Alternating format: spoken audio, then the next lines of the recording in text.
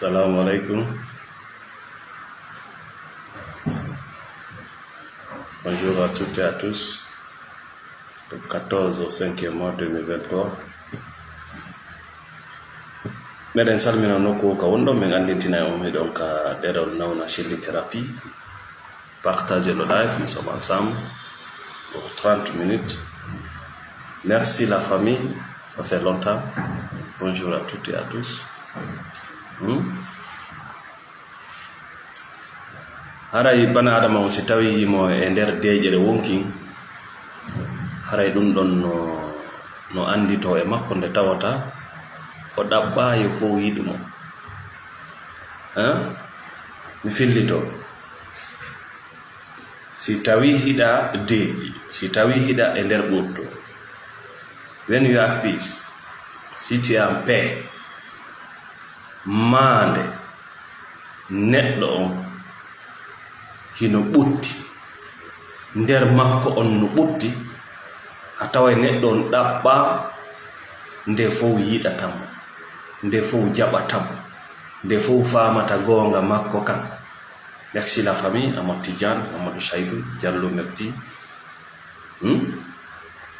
Nam ka thérapie ko non men anditirta bane adama o s'il est déprimé.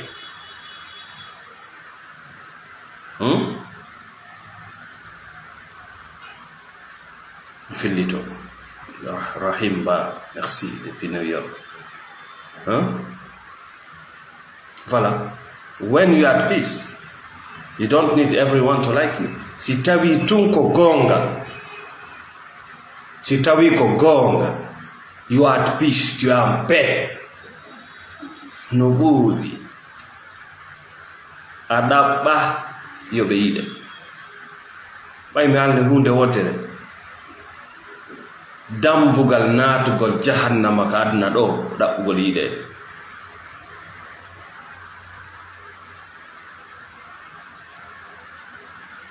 Awoy par ce que ɗa ɗaɓɓirde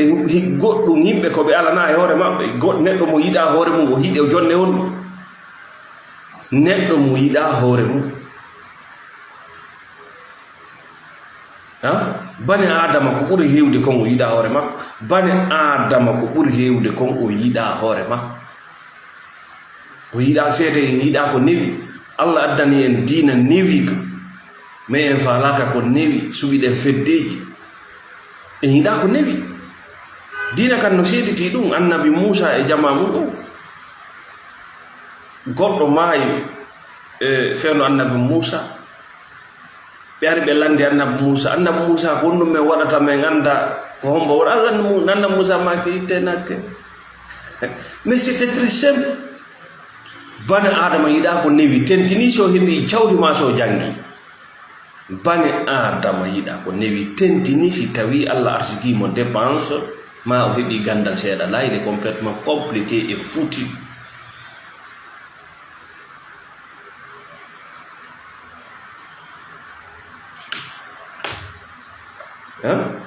Seede bane adama yiɗa ko newi. Allah ko inni ɓe itte nagge. Nde wiyete bagara, o bagara mo jangata ça veut dire ça ittu nagge.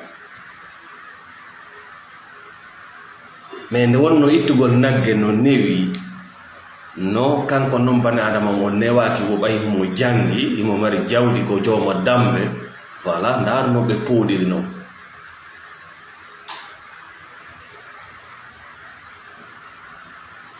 Juuɗo c'est très simple. Hoor c'est très simple. Ittu zakka c'est très simple. Hajju c'est très simple parce que Allah no wallini catégorie mana darjaji ka tawata ko embere taqa ma on waɗata. Kono o ko newi ko en fala. Ɗum ɗon waɗi ha bane adama on perdi ko wiyete ko ɓurtu ɓernde. Merci beaucoup Diallo. ɓay noon hannde kadi ɓernde makko nden ɓutta ko himo huli. Si ɓernde ma nden ɓutta ko kulol arata e ma. ɓuttu on kaka aljanna jeeya, kulol ngol kaka yiite jeeya. Joni noon kala bane adama mo Allah arsiki ɓuttu ɓernde ka hoore leydi ɗo ko arsikiji ɗin goɗɗum e arsikiji ɗin ka aljanna o jonnu maga. Haray ko maande a remi ko jonna ma aljanna non metti fi seedam na turi Allah subhanahu wa ta'ala yo faala mi fuɗɗito ɓurtu ɓerde ko wiyete kon peace of mind ɓurtugol wonki maaki deƴere wonki kala heɓuɗo ɗum ko aduna ga sa heɓi ɗum leere goto yontere lewru duuɓi ɗiɗi tati sappo andu ko goɗɗum e arsikeji ɗin ka aljanna Allah yoɓimmaga si tawi a wuri e ɗenƴere e kulole ande konɗon ɓe wiyata ɓe nanata no ŋaaño aranay lan joni ɓe lannay men ɗum ko goɗɗum e arsike ka yiide zaɗɗum wonɗa ñaamude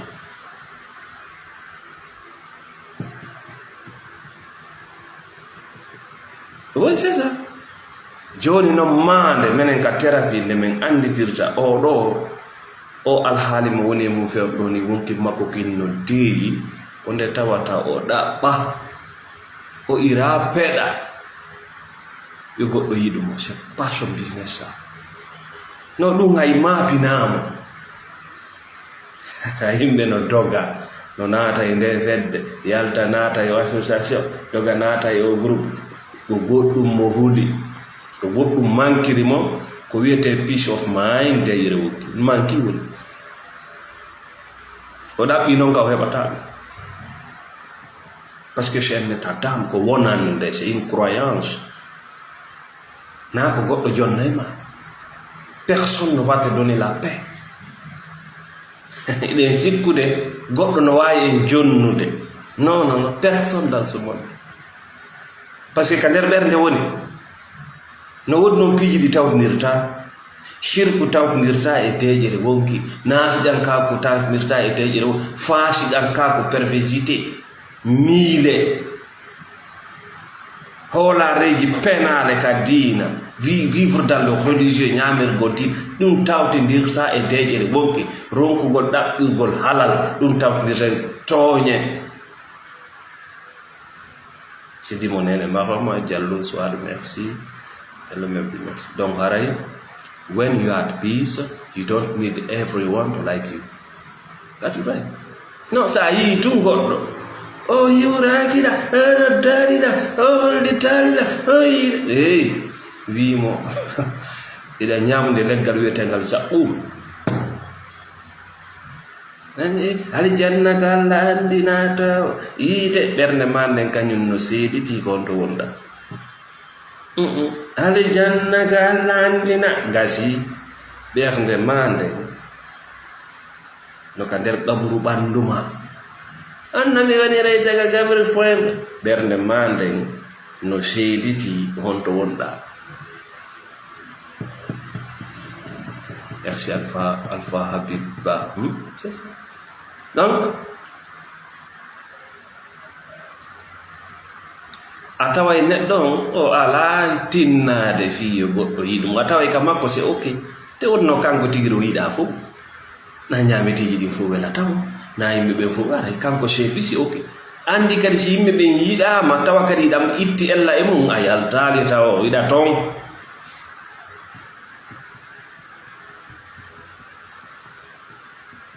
merci Hassan Haji hara yiɗa ton taw non wona wigol kadi ala dogude ala lettade fiyo yimɓe ɓe yiɗa probléme on kadi si tawi a yiɗaka a ƴettata ella e mum hara c'est normal c'est ok anidalila teddinalila ñañalila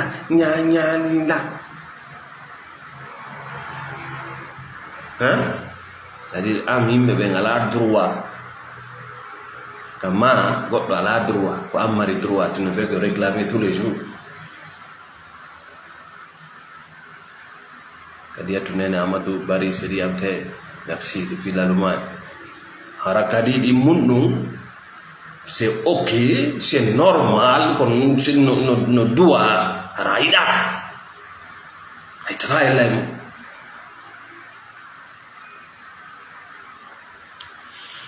kon tuma noon feeñata e ma ko wiyete ko confidence confiance en soi koko ɓen tawakkal kon tuma ɗum e yaltirtani ayata yimɓe sa fotti e maɓɓe ka jama miri maɓɓe o ñoƴƴete ko ɗum ɗo ɓe wuuri fayda eɗen sikkude ko dogugol ɓaawa yimɓe ɓen teddingol yimɓe ɓen ñaagagol yimɓe ɓen heɓeten teddungal e yiɗede mais c'est le contraire dans la thérapie fayda ko woɗɗitagol yejjitugol yimɓe ɓen koye nder ɗum ɓe teddinayno woɗɗitagol e ko ɓe jeyi pottito ko ɓe jeyi fes na añugol ɓe de mi wi wona taƴagol ɓe mi wi c'est pas de ça que je parle mais ittaɓe ka agenda ma jonnitaɓe haqqeji maɓɓe ɗi accaɓe wona ka ɓe woni ka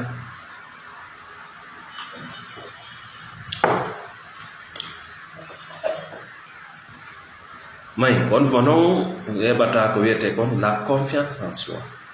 Allah dandu jama mo waade tawa kum piège ɗum ɗo ala ɓe muɗay ndoggu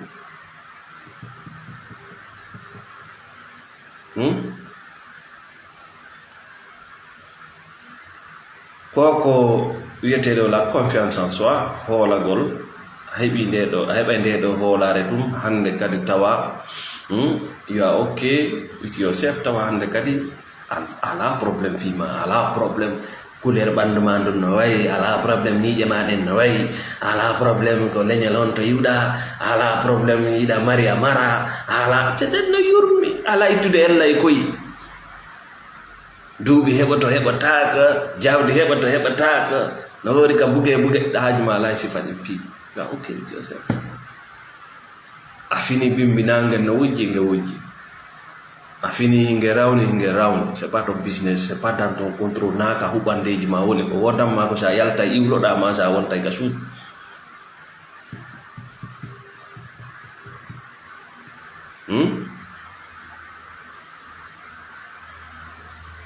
kontuma noon fuɗɗotoɗa yurmegol hoore ma andi piiji boyno ɗo hiɗen moƴƴi ɗe yurmede yimɓe ɓen hiɗen dankade yimɓe ɓen mais sa wattani yiiɗa ko en gaña hoore men par ce que ala tawnorde hoore men ton yon ɗum en ala tawnorde hoore men ton merci mon frère salut bonde kontuma noon fuɗɗotoɗa yurmingol hoore ma ko fuɗɗoɗa darde ɗi peɗali ma dankoɗa ñiiƴe maɗen dankoɗa ɓandu ma ɗum sodna hoore ma coñci labbaɗi ñaama suɓa ñameteji keɗɗi fuɗɗoɗa dankade ɗoygol mama fuɗɗoɗa voilà ɗaɓɓude ka bugoɗa ka dagi fuɗɗoɗa gérde fiyakeji finance ɗi ma sa somo sona ɗum arayi no yurmi no ngaray wi when you are at peace you don't need everyone to like you si tawi tun no deeƴi kama a ɗaɓɓa wonɗo yo yiɗe ko ñaw no wodi ko wodiki huli no sifo tun no wullito tun no yaafino tun ko bonne ko bonnan no wodi ko huluɗa ko ngol kulol wiyete jahannama aduna hey ga hiɗa e nder magge hiɗa e nder magge l'enfer say là aljanna say là tout est là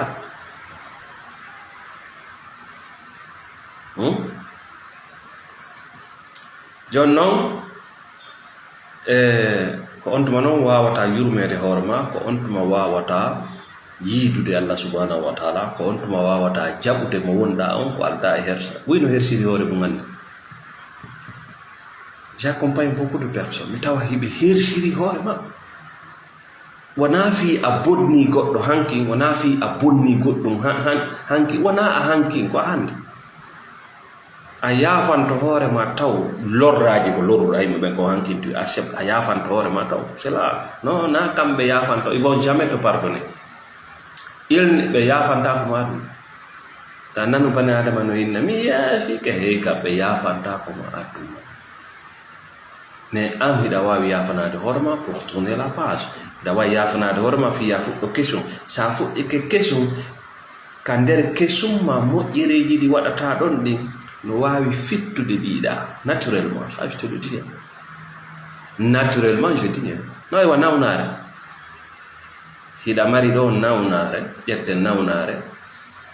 sukkar diabète wota naatu e haɓugol nawnaare nden yaago yiida e docteur piiron haɓonde fellonde noon yiltito ko honɗum rewɗa e mum ha docteur jom wi'uma hiɗa mari diabete yiltito e ɗin jikkuji ko jikkuji honɗum jikkinorɗa ha yawɗa tawɗa o docteur jo wi he hande de hiɗa mari nawnaare sukkar wona an e makko piirdata e may sa yiltitike e majji lontinaari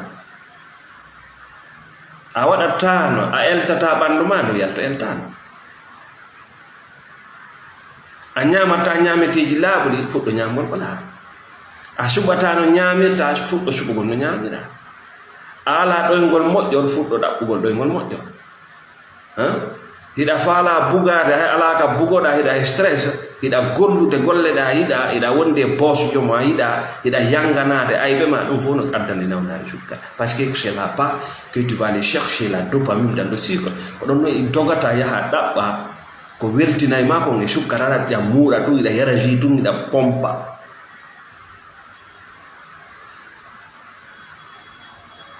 tu vas changer ɗum thérapie ko lontinen ko jikkuji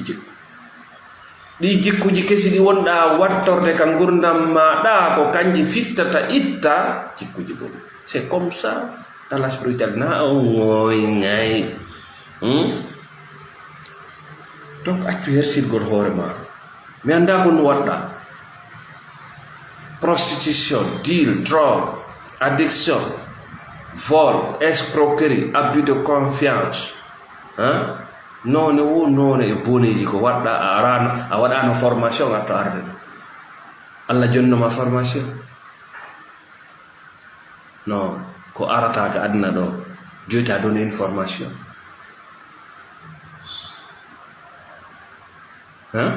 sukka yika école koye ɓe janngu taw si ɓe waɗa examen ka mais an a janguna si waɗanɗa examen a jangano hay fus donc ɗum waɗi si Allah kanko ko gafuru rahim kon ɗin expérience ɗin reweteɗi mum ko ɗin woni gando ma ko ɗin woni karama ko ma merci mon frère wayli ko karama ko ma ɗin boniji ɗi rewɗa mum ko ɗi kara mokko si a faami ɗi finete woni ɗi janne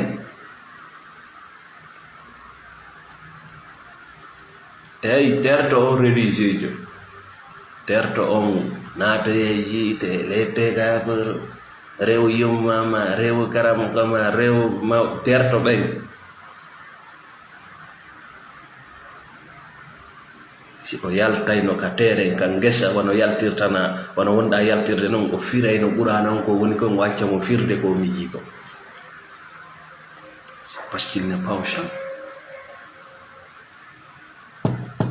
terto on wonɗoma firande ɗum no watti dologino laawi luggu mematam o ala ka ngesa o ala ka hare donc il n'a aucune expérience honno o mari ko haalane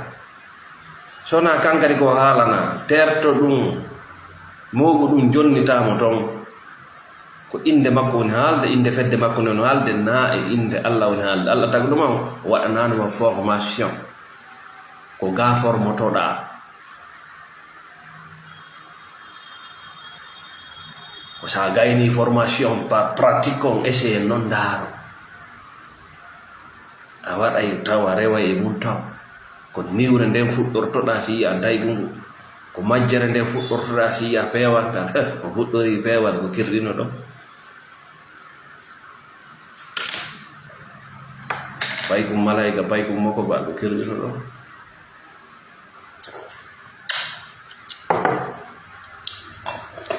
may jon noon en ganden ɗon toɓɓere men en ƴettay toɓɓere men ɗimmere nden donc aray ko andingol ɗon ɗum ko ha honto nafoore woodi e deeƴigol wonki gannan ko nder deeƴire wonki jawdi heɓoto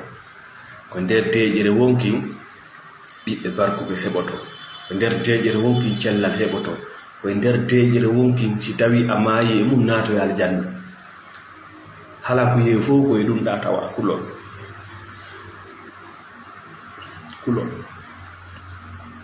tampere nde fof ka kulol jeeya tampere aduna fop koye kulol jeeya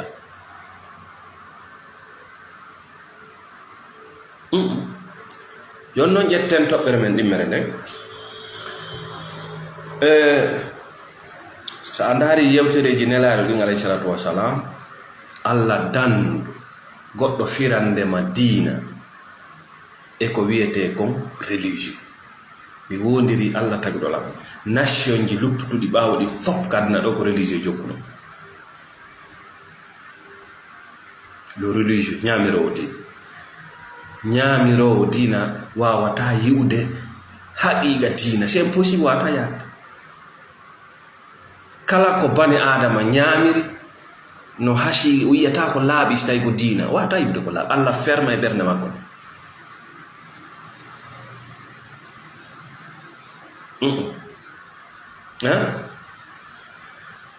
Nelaaɗo alayhi salatu wasalam yewtireji maɓɓe ɗin fof no mari ko wiyete ko la sagesse, hikma, kandal mawnugal, yaajinangal. Mais religieux jon kanko aray o ƴetta le superficiel, ko yaltiti e kene ko kanko ko o faami kon, ka intérêt makko kon woni ɗon, o ñoƴƴa ɗon, o feƴƴa ñaamowo huɗon yewtira ɓaawa makko. Misal ɗum joni sa ƴetti yewtere nelaaɗo alayhi salatu wasalam ka ɓe wi ɗon, menen nde ka amen jeya ka amen mo alana teddungal mawɓe ɓen emo yurmetake sewɓe. Andi nde yewtere a nanay nde partout, kala ka yaaruɗa a nanay nde. mais ko honɗum woni faamu on, honɗum woni perception, honɗum no faandu nelaaɗo on, honɗum ɗaɓɓa e yewtere nden. Là c'est pas leur affaire. Ka intérêt maɓɓe kon woni ɗon, ko ɗum ɗon ɓe woni ƴowude, ɓe télécharge ɓe naada ka ngandema, tu vas souffrir toute ta vie. Déjà ɓay tawi nden ñande wonɗo yottinde ɗum ɗo, si qur'an si nelaaɗo en ni kabir, wona mawɗo ka duuɓi woni haalde. Na so inni sahir wona pay kon ka duuɓi, ça c'est le religieux qui va te parler. Bal ko mawɗo on ka duuɓi, ko ɗon fayda ɓe ƴetti ɓe sakiti fayda sahir pay kon ka duuɓi, sana payti leurs affaires, parce que na pay koy koye wonno firde qur'ana o. Si pay koye koye firno qur'ana o no gasa kankoye kadi ko défenday no intérêt maɓɓe. Mais joni on dans la spiritualité, c'est-à-dire dans la spiritualité kañum no yaaji, la spiritualité yaajinayi woni yewtere. Le religieux c'est une boîte, c'est limité. Joni noon fino faamira ɗum ɗo ko haqqeji wondigal. Nelaaɗo ko ɗum faalawude, si tawi tun jamanu, société, nation ɓe wonday ko ɓe tawa haqqeji ɗin hino teddina, sina ɗum wondetake, sona ɗum huɓɓay. Par ce que tooñe, battane tooñe ko hala ko yeeyi. wattane yila ko yoton leyɗele ɗen woni caabeje foppo dogi fayta haɓani ɗum no wiide ɗum na hala kuyi, ko hala kuyi, ko hala kuyi. Iya nenirawo yummirawo o ala hay goto ko ɓannanamo ndiyam, iya babirawo o ala hay goto ko ɓannanamo satalde. Innalan ɗum na hala kuyi. Iya pay koye sukaɓe maccinɗinɓe soro maɓɓe yeeyi ɓe pii tawa hiɓe yawde ɓe jeeja ɓe maccinɗina. Joni ko yawgolinna mi jeejima maccinɗina, ko non maccuɗo ko jewɗomo on ko yo on ɗon wernatamo, on ɗo yoɓa suudu makko mum, jonnamo ko o ñaama, gollinamo, ko ɗon maccuɗo. Maccuɗo na goɗɗum ngo, ko c'est à dire wonɗoma maccinɗinne on o naade e suudu lo a yoɓata, o jonne ñaameteji ɗi a yoɓata, o itta ɗum ɗon ka gurima. Joni walama no gasa, walama naatde suudu, walama ñammini, mais mbugoy ko wonma jonnude ko joddi, konɗum yonata. Wona ko suudu ka waloɗa e ko ñaama. Macanga kulatnaade. jonno si nelaɗo maki kabir dans la spiritualité ko tiiɗuɗon ceux qui sont en position de force nde ñande no wona lamɓe ɓen no wona kala ko tiiɗi kala ko mari yamirore sinni yo waɗete. Merci David Palmer l'infatigable. Kabir en arabe koko tiiɗi en position de force kono noon sakir koko loyi kala ko tawi no loyi koyo yurmine kala ko tawi no tiiɗi koyo teddin koyo jonnite haqqe mum on ko teddunga kala ko tawi no loyi haqqe mum on ko yurminede. Jonno dans la société ka jama y a des forts y a des faibles. Si tawi goɗɗum wallinaka hakkunde maɓɓe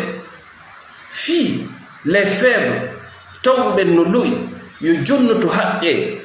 tiiɗuɓe ɓen sabu teddingol ɓe tawɓe ɓen no teddi yo jonnoto haqqe lowɓe ɓen sabu yurmingol ɓe. La société va exploser. C'est ça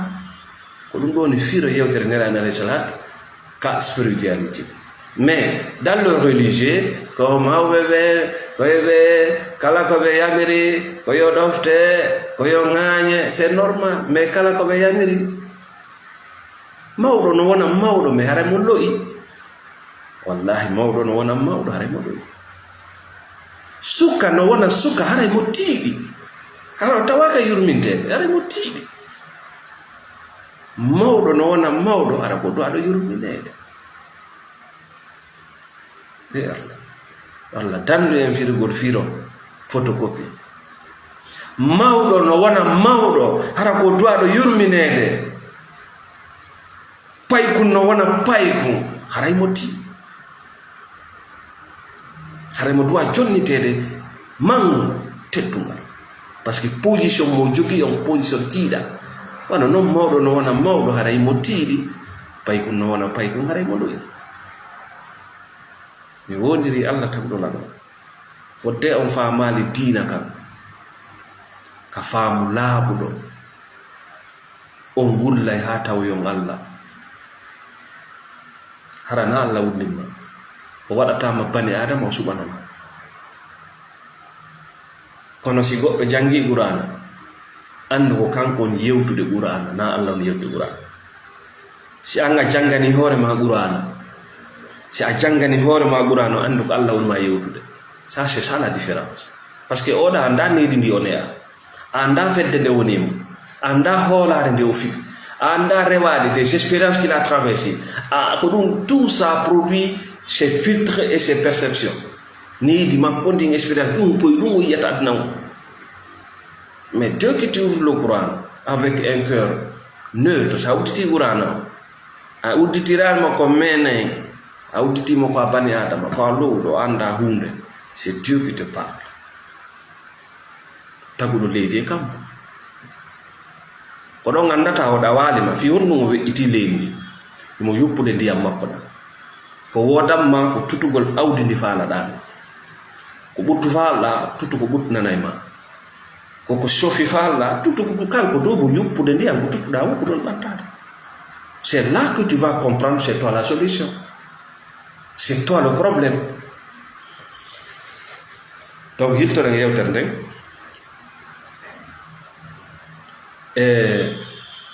ko homɓe woni lowɓe ɓe laamaɗo hino loyi paykun hino loyi woɓɓe maɓɓe bobo hino loyi sonnaɓe hino loyi woɓɓe sonnaɓe. Iɗa yiya ɗo joni worɓe goo e dewgal hara ko kamɓe jombi mais tawa ko kanko woni en position de faiblesse économiquement ma socialement. Tawa lowɗo on ko modibbo boy ça arrive tawa ko kanko loyi mais sabu koɓe jangi koɓe ɗannina ko yimɓe ɓe yiyamo ɓe sikka ko kanko donni tawa ko fewjanteɗo. Ne wodi sonnaɓe tawa ko kamɓe tii. Oui,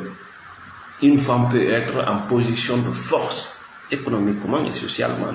devant son mari, mais ara yimɓe ɓen fama ara gorum no warbede mais vous ne comprenez rien ko kanko doit yurminede. No ara kadi tawa ko sonnajo on woni en position de faiblesse mais ko hombo non famata ɗum ɗon komo Allah faami. si on yaltali ɓaawo religieux on koye nduggu muɗo ton ha taw yo ngal nduggu parce que le religieux est limité hakkille makko ɗen feƴƴalle e wuddu makko rendun e awraw il ne fait que juste la copie. Il n'y a pas de réflexion chez eux. Mo ñamiri dina o loy. Mo inni kanko dina ko ngesa makko o loy. Allah lo inay mo naturellement. May donc haraj tay a faami dum do a faama directement je ne kanela do maki don jeya e amen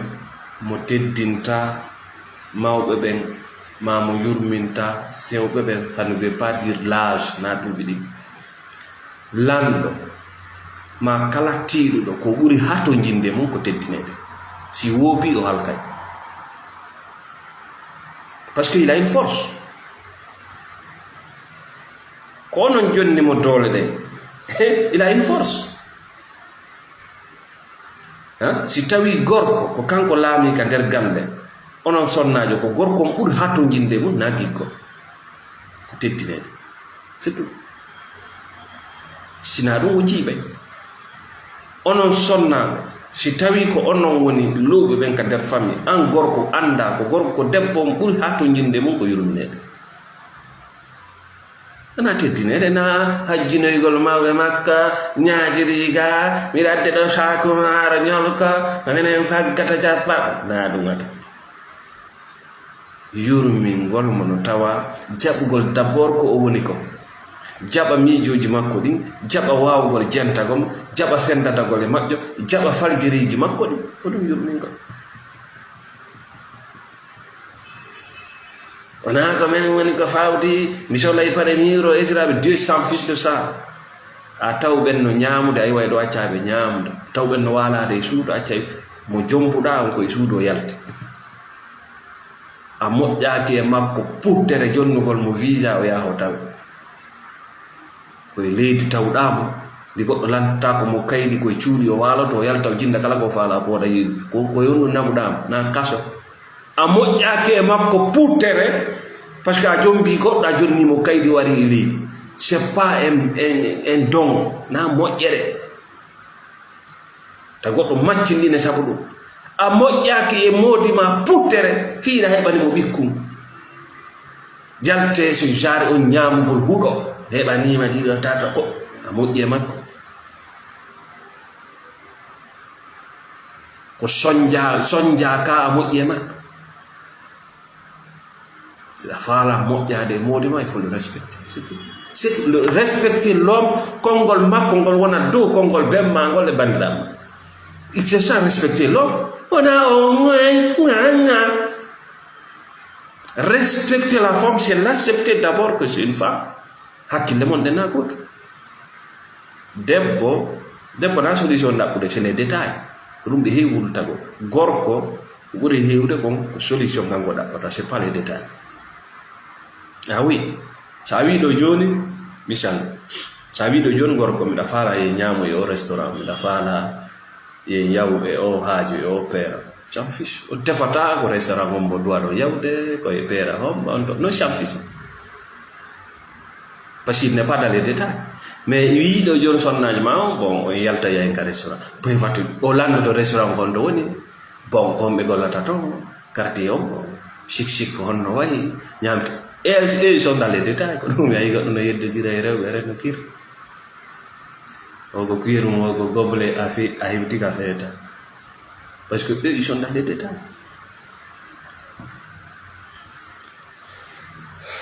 Donc fare kadi o dina ko yata sa nani ɓe haala fi nelaɗo maɗa a nani ɓe haala fi allah no to allah fabricaɗo kadi no to chaque pays est capable de fabriquer un dieu imaginaire fi yo leydi mum ndin jaɓe prophète no ton nelaɗo no ton nelaɓe no ton alayhi salatu wassalam nelaɗo on no ton ko o woni kon no ton kanko tigui on himo ton e son personnage voilà fedde ɓe leydi ɓe no wawi réinventer le prophète d'une autre manière télécharge ɗum ka ganima c'est différent ko ɗum puyaw ya yawmal qiyama kala doga o ya ko non wona dogne ko no waɗi yawmal qiyama mo kala men dogay o ya mais on va pas te dire la vérité ko no waɗe ko parce que yawmal qiyama ko gonga yalta tun seede ko go yata ko ne ga yandira war ko fenade jokka ko si gonga yalde no jam fitela wat boli mo kala ko hore mum wonani ko si gonga yalti goddo ne jam fama mi wujjama be dayni na ko gonga kan non ko en aybe ko gonga kan ko en aybe de ida fala mburi mi da fala mburi da fala sonna ida fala gorko mi da fala lamda e welde nge hore on ko hore on weldete ko a miskino ko miskino welden e hore honɗo yurmodire on donc yawmal qiyama koko ɓennamo kala doga e oya naago ɗum go feeñe so wimo kala yalta e woni ko woni kon ko ɗum ma doginde so a yiya doga e yummama a yiya woni yummama ko ɓe woni ko so a yiya doga e ɗenguma a yiyay mo woni ko o woni ko yooyi naawi an ko malaika e yiyamo guiteɗen no wojji no waɗi galaɗi ɗon gandi ɓe doga men ayiyay mo woni ko naabi ko kanko tefanoyema iya mo jogi deftere makko nden gannano mo jolka andi adogay naabi ko saba min atirtali janna yami muña ayoy ɗon mo rondi fello bagga adogay ka dogata nafsi ɓenna ya waɗu nafsi gadna ga inna foin so falta.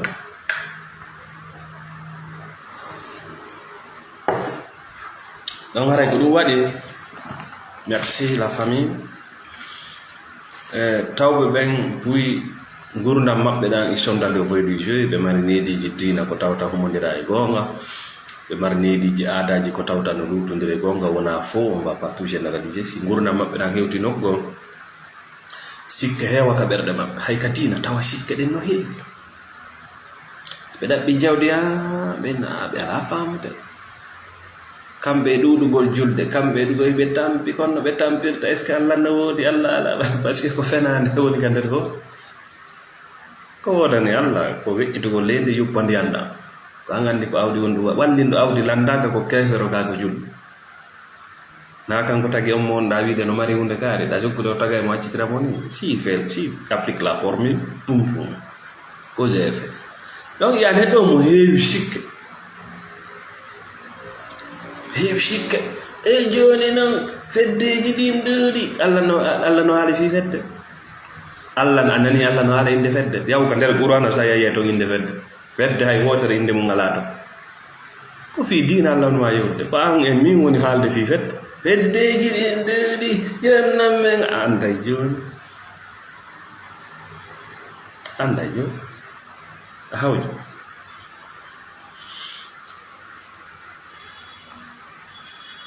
aye neɗɗo no heewi des millions de questions no lanndo tumuɓe kono mi faamaade ɓe ko fenade ko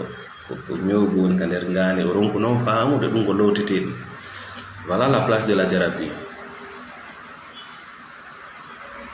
ma yiya neɗɗo mo wondi e daiman mo duumi e kulol ngol lannata ka yiɗa wono huɗi boyno yande ɗo tension diabète cancer gordogal so a itti kulol e mum kulol hulugol basal hulugol lannugol jawdi hulugol nawnare hulugol ko wonɗum yimɓe ɓe haalata ɗin kulolji naada ɓe ñaamugol produit acide comprimé banda ko poson ɓe ñaam haa ɓe ñawa parce que application ji ɗin ga sont des virus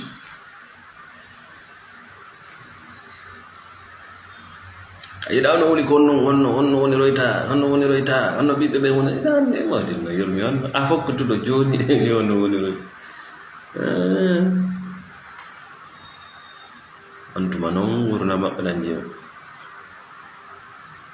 ko onno somi wonari noon joma barkimami ɓe wino nangan kami pay kum ɓe yewno ndaara renni mi feccitaɗo putere menen kamen yahayi ɓe gañaña somi wona yaal nan an ñañani kange Allah haldi kange Allah haldi ko dum wonata e wadon no kirdi o nena makko yawno dara be ne wade kanko ray jama jabi fo on fanti kange Allah haldi de ba ma adna anda ko ne adna ko duwadi adna townay mo kala so fintina mo ledi tippa ka dane ma pang andi sa amunyo to wona don sa pallito to immoda aduna o mo yata o tefa andugol siko wali siko do yurda siko kakammo safise o towneta hadu so fintina kalidi ko tippa kadi ka dane ko amma wakkilo da iwa ka tippa da do ma wona don wullito da yande mayda men se sala bien na yenda ba yata be hollete ni si dum do na mo yan gadde galde wa ya dai galle do non si mo jali gande mi gerta mo ya piji buina ton di bonay taw si di mo ja cioti dum na problem ala bi a perdi a fu dige boni dum na ella go ka wi dum go ella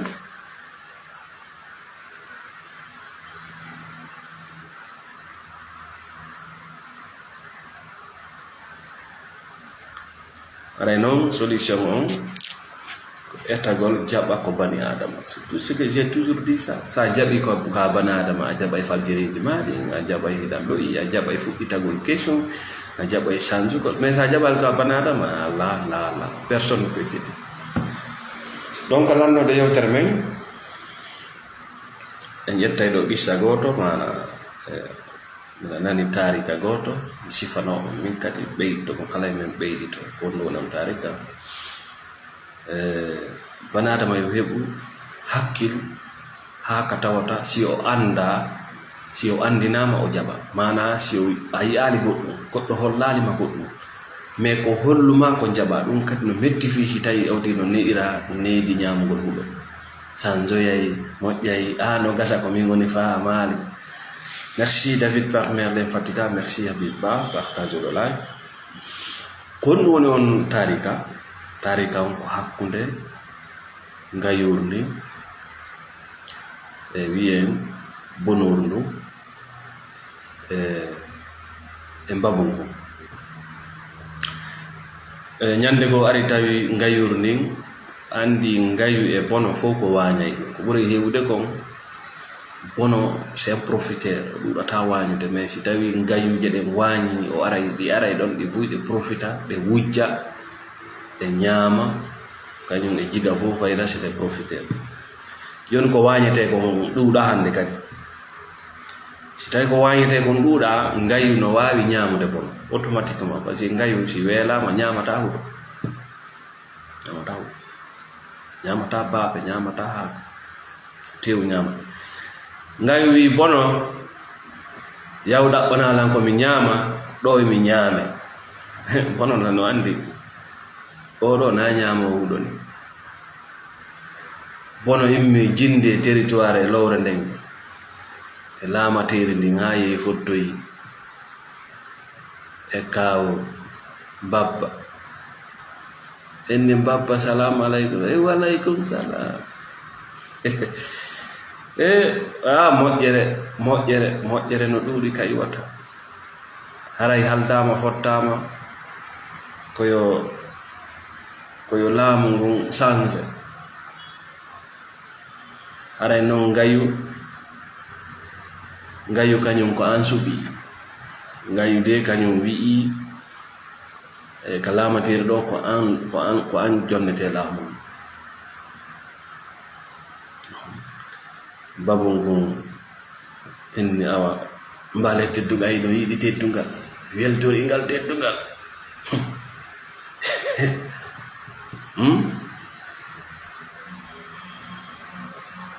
ɓe jokkodiri ɓe yehi bono pooɗi babba mban ha ɓe hewti ka ngayurndi coowi saami e babba mban akkinoru babba mban mba gerti mba sorti mba dogi mba haɓani fiw mba laawi ngayu wi'iti bono awa de simi heɓade ko mi ñama ko am mi ñamata bono immi yehi ɗaɓɓiti kadi ha fottoyi en babba man noppi ɗin seddi joni no ñama ton huɗo no jinne babba mba yi bono to inni ko ɗum waɗɗala taari ko jamfiɗala taari ko ɗanna jakaɗa nde o warayla o inni bangal muñare moƴƴa hon ngayno faala régilde ɓoosude noppi maɗi heɓa no joɗnira kufune laamu ngun ka hoorema angiɗa non saɗa daari ko hersinɗami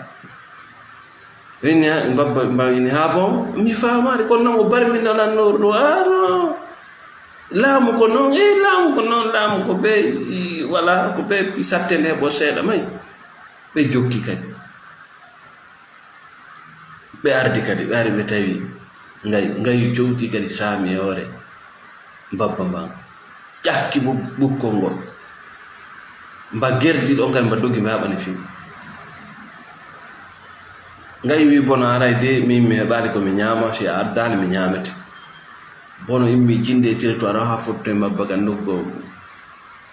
e inni moodi a hersinilan kadi emba an a wondam yo no ɗum ɗo noon laaɓanilan wara o fallan warde fiw laaɓanila inni non ko jullere nden bukkol ma ngol no juudi ko jullere nden woni ɗum ɗon jooɗota ko ɗon hari mo régilde bukkol ngol heɓa no jooɗoroɗa onni yo inni onni ɗum ɗo no metti fiide inni may ɓe immi kadi ɓe arti tataɓum ɗum bono commandire ngayu saami e hoore babba mban ngati maka dande wari ƴakki ko ƴakkata kon ƴetti ko lutti ko jonni bono inni bono naɓuɗum ɗo si on gayni fuusa hoore nden addanala ngandi so gayni ñamde ko mon kon voilà fuusa hoore nden ngandi no welan mi addanala ngandi ngon ɗo on yoni bono e clam mum o yehi ñaami ha haari fuusi hoore nden ñaami hay ngandi arti ngayu inni mi wino ya addana ngandi kodi jam inni ngandi men tawal nder to men fusuno men yaal ngandi ɓeni no woodi ko ala ngandi nene si on no marno ngandi a yeynoma ɗo kayu inni bellete ɗo si on no marno ngandi si babba no marno ngandi ko wopunoɗamo ɗo arano o artayno ɗo donc on ɗon fandude yewtere nde wota goto ƴettu firo taari kanka fira ɗum firo hakkille mum a yiya ɗo joni bana adama himo e dewgal bongal o hawre e mum go o hawre e mum ɗiɗi tati ɓe lannintinomo inna ko Allah mum a yiya bana adama ɗo no ukkodiro e moccowo bonɗo yaha arano yiya an tigri ellaji ɗi yiya vraiment ɗum ɗo waɗaki iwa ɗon kadi yaha arta ɗon kadi ha ɓe lanna fiima ayiya goɗɗo nokkodirɗo e batinijo o luubomo o halkamo yaha tawamo nokkugo kadi mo jooɗude e batinijo e mbilejo wattan jiila koye piiwoye tusokoy ko yiyata ka arande laawol yawitoɗa ko ɗum bonnoyta dewgal ma ngal ɓay tun hiɗa yiiɗi ya wondoyo gorko e o debbo far jeehoye tusokoy ko yiyata leytoy ko non mana ɓe wattidi muñño namin tun dewle ɗen fof koye tusokoy o heen mo yiyata ka arande laawol nde yawre nde bewre o welsidare o ngaygu ti bonki o jamfa mo yiyata ka arande laawol ɗon inna ɓayɗa yiɗina ella natiri ni ko ɗum wonayta sombo yalta doga fiw ka ɗaɓɓere jawdi ɓe ɓe gollidata koye ɗuma hoye jamfa hoye nguya hoye tusokoye piyo tusokoye ɗum koye majjude ko ɗum yaajoyta ha tawa ɓe wayndiro donc bani adama si tawi ɗum ngandino ka nder hoorema ko yiyata ko respecte ça c'est très important an a yeeyi leeɗe porte a yii comment ces gens là te traite ta yawito ɗum si wona ɗum si a nawi ɗon kaga poubelle ñamata il faut respecter ça ta nano droit de l'homme droit kam haaju goto ala e ma ta jaɓu nawyugol ka tawata ala teddugal ala joddetake gaɓa ka ɓiɓɓe ma daratama hiwu fama law et tu te prépares donc lannode yewtere men ko ɗon ɗe hattude hannde miɗen salmina sponsor ɓe amen ɓen fop nokku ka woni ɗon ka nder aduna ɗo wontiran ɓen Angola Tansoko Mamadou Souré merci pour le soutien Aliou Dialasso Lisbonne merci pour le soutien Janab Sidi Monsieur Boubacar depuis les États-Unis, Thierno Diallo depuis les États-Unis, Monsieur Chani depuis la France, wontiramɓe Sénégal, wontiramɓe Libéria, wontiramɓe Conakry, Kollangi, Kodia, kala ko woni ɗon e hoore leydi ndin tawi ɗo soutenu o page Nawna Chedi Thérapie, meɗen salmina o, meɗen weltano on. Kala woni ɓe arde windana men jento page amen on sakita vidéo ɗi noon no guerɗe fiyo yewtereji ɗi dogu e plateforme ji ɗi, meɗen weltane, meɗen salmina on. wonɓe sodde thérapie je jungo amen minen lando so tawi no hayfani ɓe, wonɓe ɗaɓɓude kaydi yo Allah neminan ɓe, faalaɓe artude ko leydi men ɗo fiino ɓartora yo Allah yaajinanɓe, suusinaɓe. kala mi soddi lekki ɓuure e jungo amen meɗen tori Allah subhanahu wa taala yo hayfiniranɓe cellal, kala wonɓe gerɗude ñabbiɗi nokku ka wonɗon fewndo yo Allah hayfiniran on cellal. Assalamu aleykum wa rahmatullah.